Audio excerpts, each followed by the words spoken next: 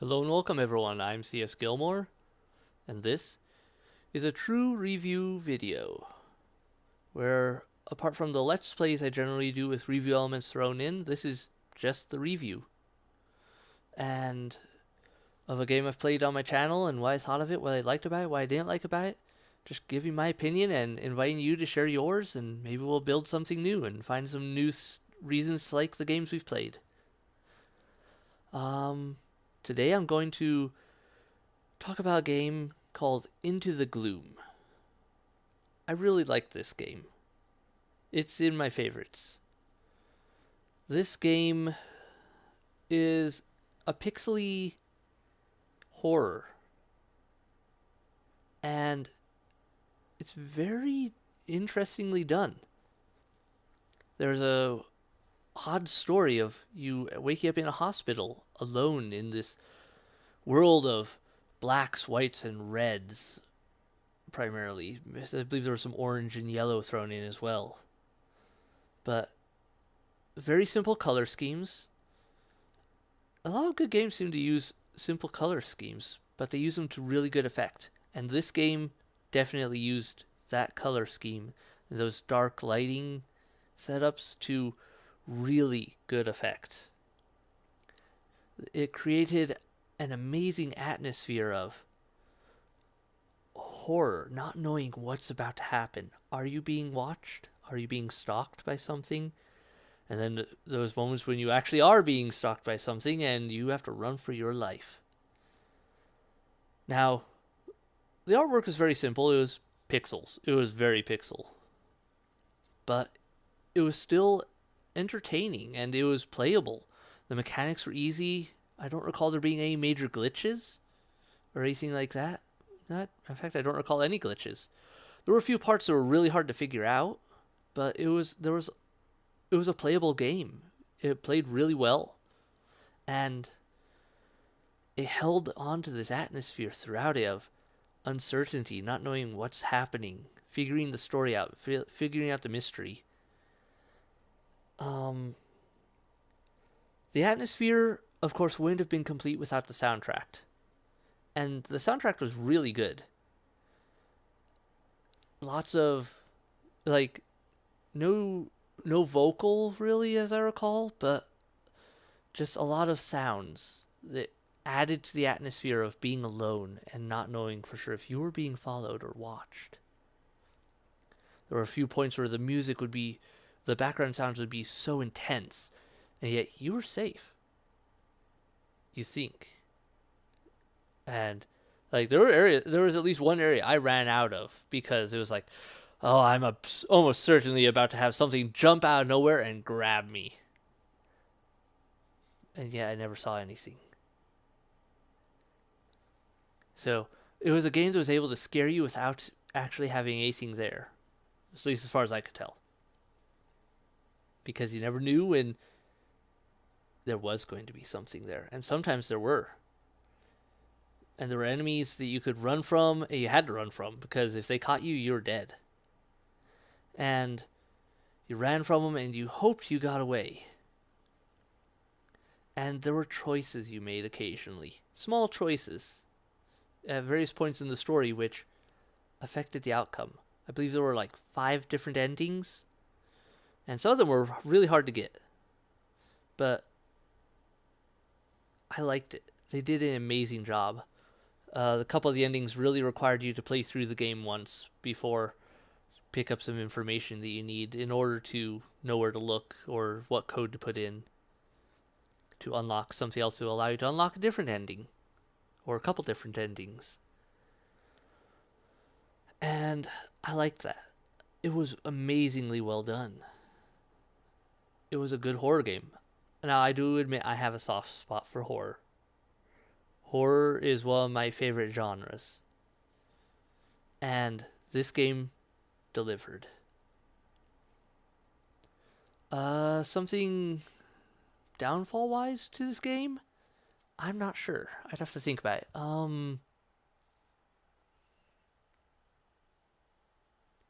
There was at least one point where I got stuck for a good while. Because I wasn't sure what to do. I believe it was at the chapel. I had to get into the chapel, but I didn't know how. And I was finding some things, and it turned out I had to. I think it was I had to take the time on the clock on the wall in this one house, and use that information to change the channel to the of this TV to the proper channel to unlock something and move on to the next part of the game. And it took a long time to catch on to that. It was a basic observation thing that I managed to overlook. I found all these other items. I'm like, I have this. What do I do with it? I don't know what to do. And I got stuck for a long time. But, and there was one of the endings, I think I had to look up how to find it because it was like a door you just walk past normally because it's locked. But then if you replay and you do this one thing, you can find the key and you can get in, and yeah.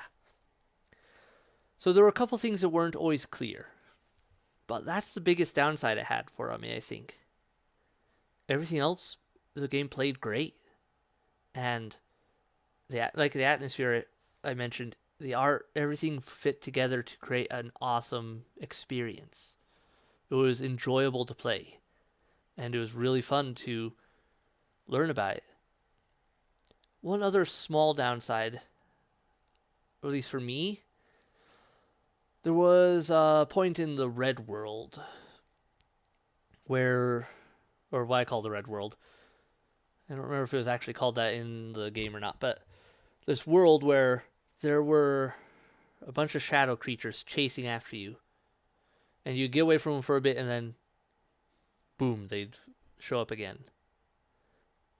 Like, they were afraid of the light, if I remember right. But if you were in the dark, you were theirs. They were after you.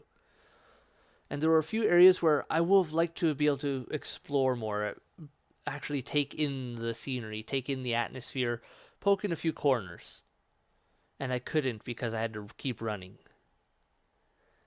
And I think that would be the biggest downside for me, because I like to get into the place, immersive. And it felt like there were a few points where just wasn't time.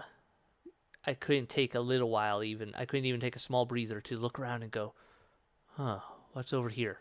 Is there anything over here? No? Is this the only path? And probably was the only path at the time, but at the same time, I didn't like the being rushed there when it felt like there was more there. It felt like it was a big area, open area, and yet I had to run because those things were gonna be after me. But this is a game I highly recommend. Those downsides, very small downsides, and there were things that I was eventually able to overcome and work out, more or less. I was able to get through the game, find out all the endings, and I was able to enjoy it. It was a good game. I highly recommend it. Support this developer. Help them create some new stuff. And rating-wise, honestly, I think I'd give this one a 9.5. Maybe just short of a 10, but not by much. I really liked this game. It was good. And I didn't think, like, going in, it looked good, but the animation and everything maybe second guess it a little bit at first, to think, is this really going to provide me with an experience I'm gonna like? But it did. So some people stick away from pixelated games because they feel I don't know, they don't like them. But this game delivered. This game was good. And I highly recommend it. Because of it delivered so well. It delivered what it was supposed to. It delivered on what it said it was going to deliver on. But let me know what you think.